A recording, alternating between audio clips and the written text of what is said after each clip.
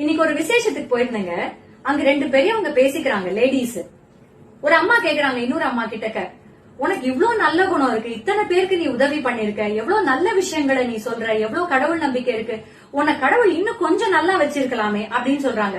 அதுக்கு அந்த அம்மா பதில் சொல்றாங்க, பார்க்க மட்டும் லட்சுமி கடாட்சம் இல்லங்க, அவங்க வார்த்தை ஒன்னொன்னும் height of positivity, height of maturity level. என்ன பதில் சொன்னாங்க தெரியுமா?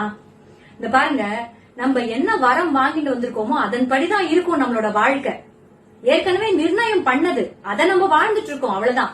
நம்முடைய ஒவ்வொரு செயலும் அதற்கான பலனை நமக்கு கொடுக்கக்கூடியதுதான், இல்லன்னு சொல்லல.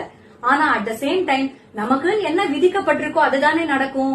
இறைவனுக்கு தெரியும் யாருக்கு என்ன எவ்வளவு எப்போ கொடுக்கணும் அப்படின்னு சொல்லிட்டு.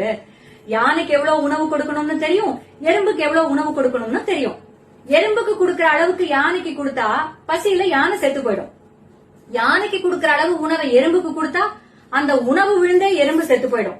அதனால இதெல்லாம் நினைச்சு வருத்தப்படக்கூடாது. நமக்கு கிடைச்சிருக்கிற வாழ்க்கைய எந்த அளவுக்கு சந்தோஷமா அனுபவிக்கணுமோ அந்த அளவுக்கு சந்தோஷத்தை அனுபவிச்சிடணும். இது கிடைக்கலையே, நமக்கு அது கிடைக்கலையே, அவங்க இப்படி இருக்காங்களே, நம்ம அப்படி இல்லையே, இப்படி நல்லா நினைக்க ஆரம்பிச்சா இருக்கிற நிம்மதி போயிடுங்க அப்படின்னு பதில் சொன்னாங்க. எனக்கு ரொம்ப ஆச்சரியமா இருந்தது. ஒரு மிகப்பெரிய வாழ்க்கையின் ரகசியத்தை தெரிஞ்சுக்கிட்ட மாதிரி இருந்தது. அதனாலதான் உடனே உங்ககிட்ட சொல்லணும்னு இந்த வீடியோ. நல்லதே நடக்கும்.